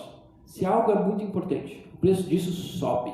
E se o preço sobe, o teu leverage precisa subir, certo? Então é esse o momento que você precisa garantir que... Porque você sabe que agora, quando o Paulo Guedes for na CCJ, a imprensa nacional vai estar filmando tudo. E se você quiser aparecer para os seus eleitores, você vai aparecer para os seus eleitores, certo? Os incentivos estão todos concentrados em volta disso. Por que a Margaret Thatcher falou que ela foi contra quando colocaram câmeras no parlamento britânico? Porque ela falou assim, Isso vai fazer com que os parlamentares não falem entre eles o debate como deve ser, mas eles falem para as câmeras. E é exatamente isso que acontece. É por isso que em quase todos os parlamentos do mundo é proibido usar celular. Quanto mais filmar durante uma sessão. Nos Estados Unidos é crime federal você usar o vídeo da sessão para qualquer outra coisa que não registro histórico. Isso é sério, sabe? Porque distorce o que você está fazendo lá dentro. Cria incentivos distorcidos. Então, às vezes, a gente tem uma impressão que as coisas estão pegando fogo em Brasília e a Faria Lima está ficando muito nervosinha, na minha opinião. E eu sei porque eu tenho muitos amigos, eu vim de lá, né? Eu passei 4 anos trabalhando lá. Eu sei exatamente o que eles estão achando. Eles acham que a reforma da Previdência pode não passar. Gente, alguém acha que ela não vai passar? Ela vai passar. O presidente Maia está 100% dedicado a fazer ela passar. Os líderes do partido entendem que ela vai passar. A questão é o valor. É só isso. Né? Mas ela vai passar. Então vamos se acalmar. Vai dar tudo certo. E uma coisa que me revolta, e vai ser a última coisa que eu vou falar para vocês hoje, uma coisa que me revolta, é as pessoas acharem que agora a gente está num parlamentarismo de fato.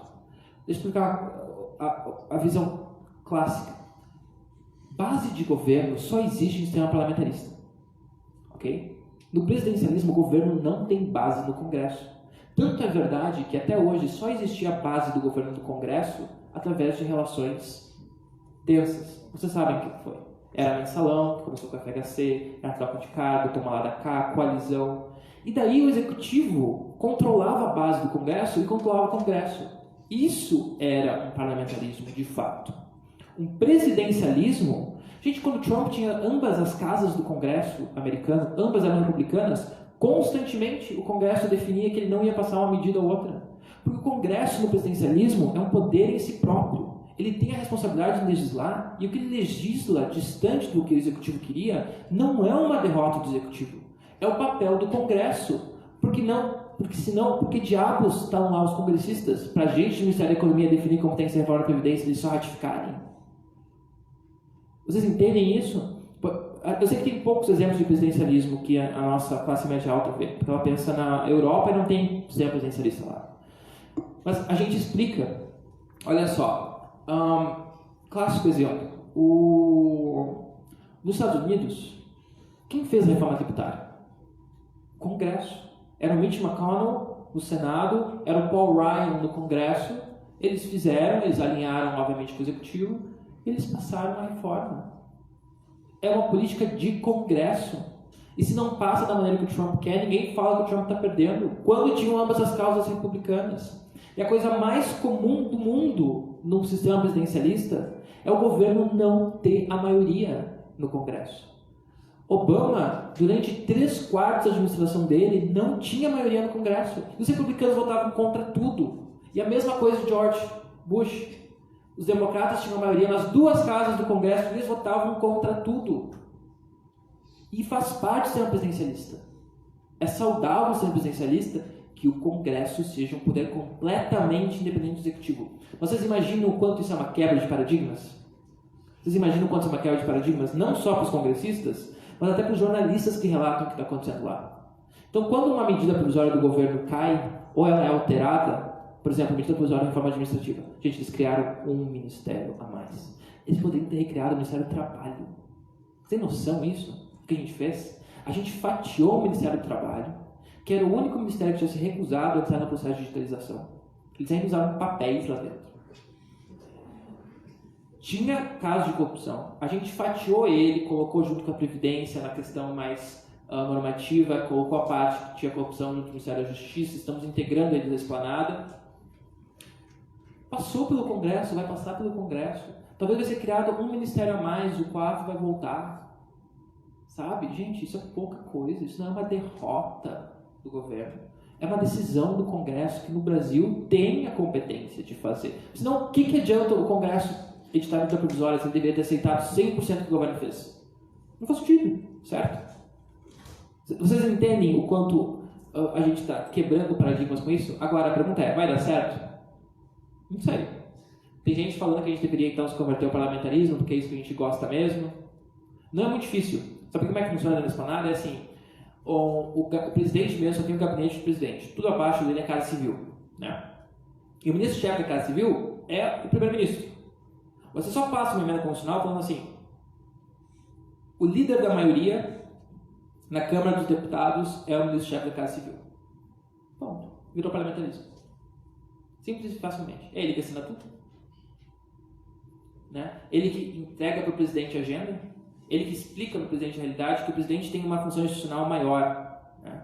Mas a administração em si da esplanada cabe ao ministro-chefe da Casa Civil. Assim que é no Brasil. Então, é exatamente isso que acontece. Agora, o que vai dar certo, vai dar errado? Não sei. Eu sei que a presidência vai passar. Vai passar. Antes a gente tinha um lema, né? 4 anos, 4 PECs. Era Previdência, Tributária, Federalista e Desvinculação de Orçamento. Agora vai vir tudo junto. Porque as outras 3 são muito positivas. Está todo mundo querendo. A reforma tributária é uma bandeira do Congresso. Eles têm uma excelente reforma tributária em discussão lá dentro. A gente vai entrar na metade do caminho para contribuir. A gente não vai tocar uma reforma de cima a baixo. Né?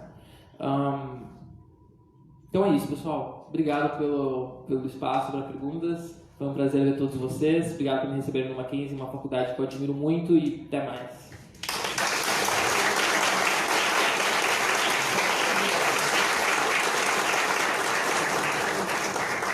Bom, eu queria só fazer uma consideração final, dizer que, como universidade, como Centro de Liberdade Econômica, a gente fica muito honrado de saber, Jean, que você considera, eu entendo que assim o Ministério da Economia, nós como espaço de interlocução e de debate para as questões relativas a uma economia mais livre.